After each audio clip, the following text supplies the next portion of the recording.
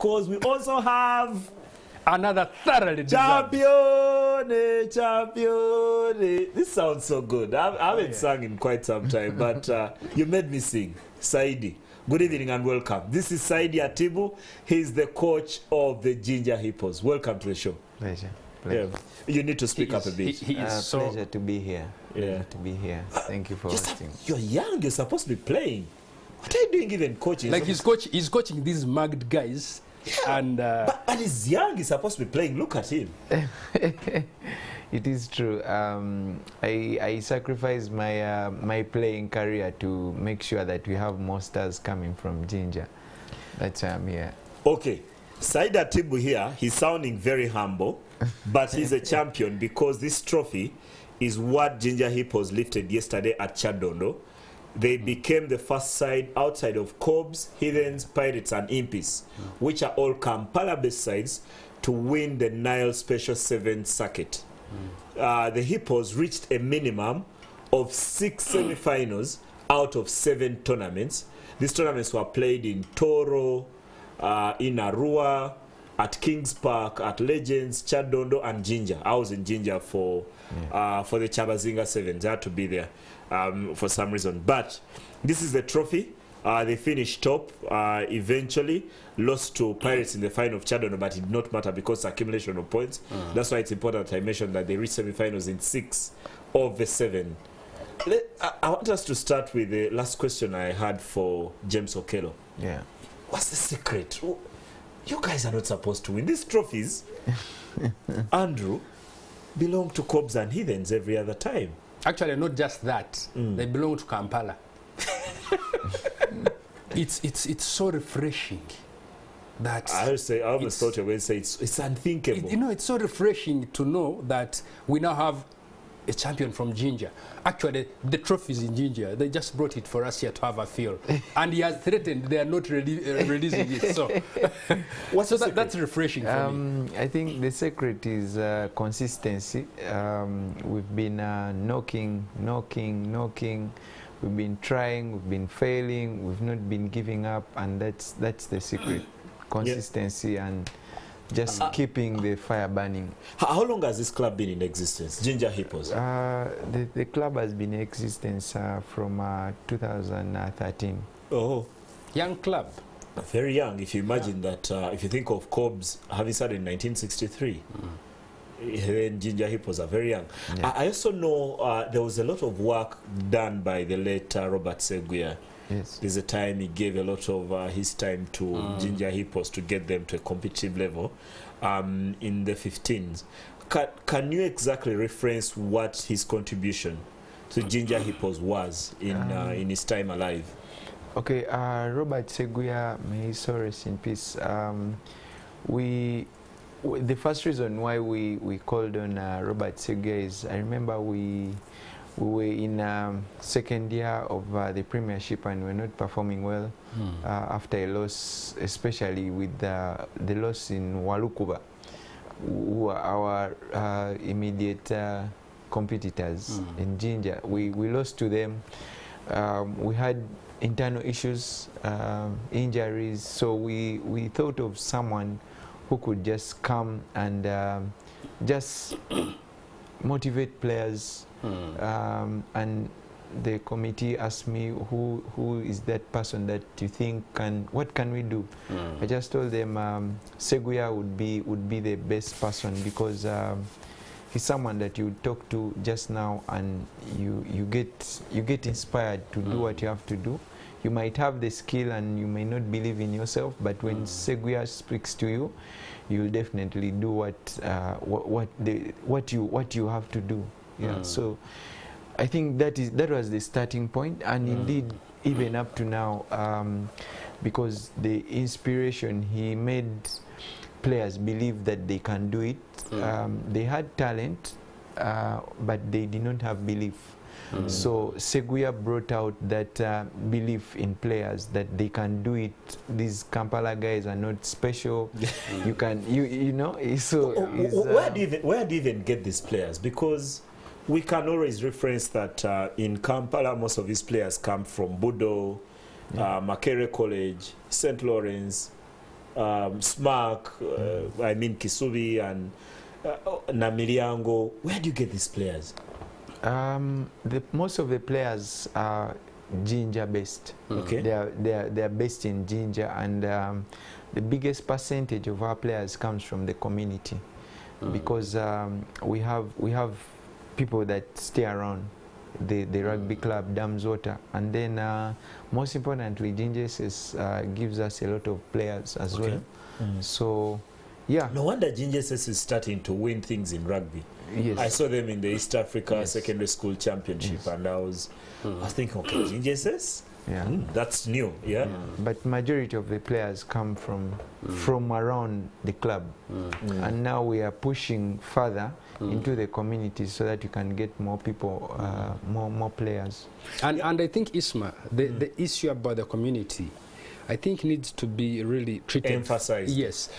One of the reasons, and I'm going to just broaden this, as a country, Uganda, when you compare, for example, with our neighbors, in terms of, we have now districts called cities and all, but it's on paper. They're not cities when you go there. We actually have villages called districts. Yeah, so as a country, you can actually see that beyond Kampala, it's hard to know, it's hard to tell that there's something big happening out of of Kampala in terms of self-empowerment. Regions being empowered to do things, great things, like you can go to Kenya, you go to Kisumu, you go to Nakuru, you go to Mombasa. The big things that happen in cities are happening there. So as a country, that's why we are now, trying to push sit and all, but on the ground, it's not a sitters per se. Now, it comes down again to sport. We're talking about the arena. We are crying for a national arena. Of course, once developed, once you are there, you want a club to be playing home and away in actual sense. Not everyone coming to YMC and Rugogo. That way you're not developing. Because for someone to play in the National League, they've got to come to Kampala or they won't play. So same.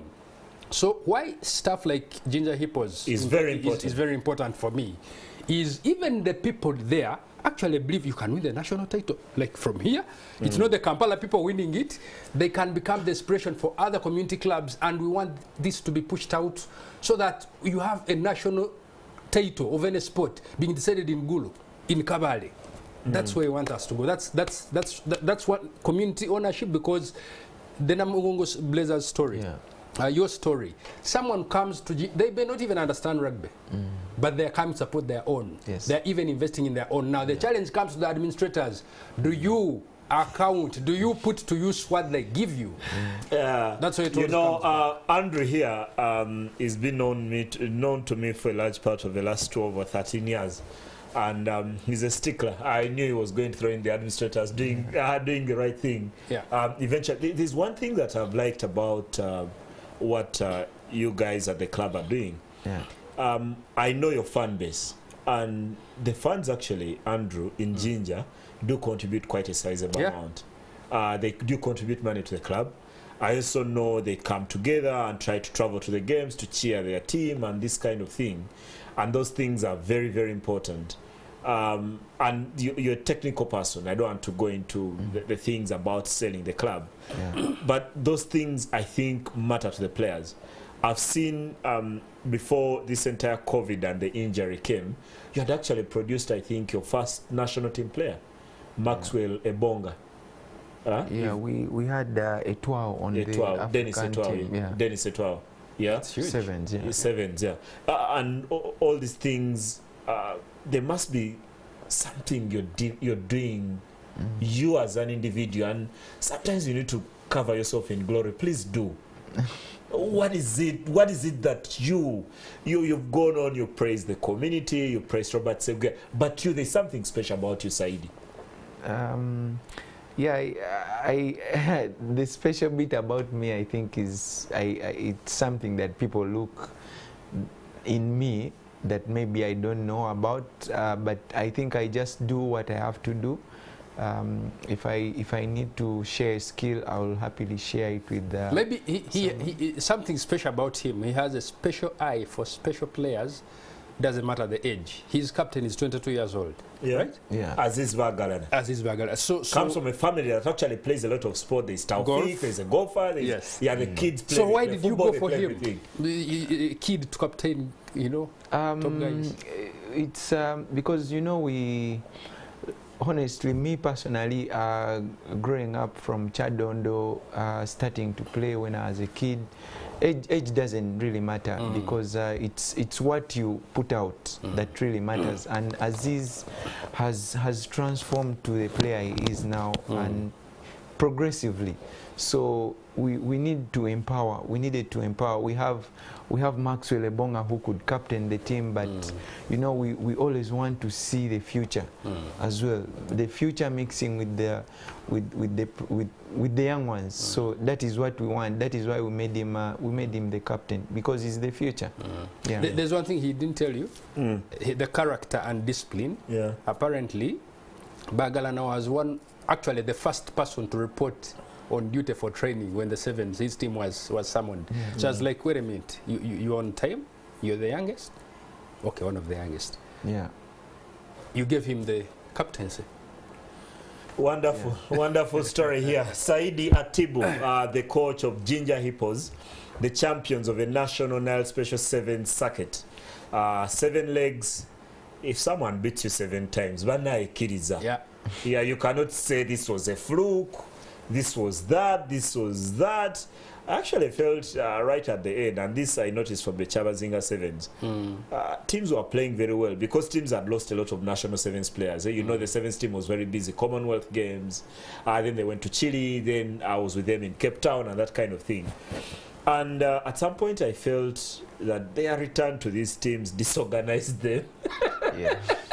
And these guys who had not lost a player, players to the national team, who had mastered their patterns and everything. So then you have to bring back Michael Okorach, Aaron Ofoiroth, Adrian Casito, Ian Munyani into these setups. Of course, Cobbs benefited from it temporarily, got some results, but eventually Hippos had something about, you could call it camaraderie, that had worked for them because they had played together for multiple tournaments, and that built them very comfortable. You can even see when the fans had learned how to twerk with players. That is all camaraderie. And they limited Cobbs and Heathens to the semis. Yeah. Arms length. Watching them playing in the 3rd place playoff was just, for me, was the most embarrassing thing. This Buffalo Sevens tournament held at Chadon.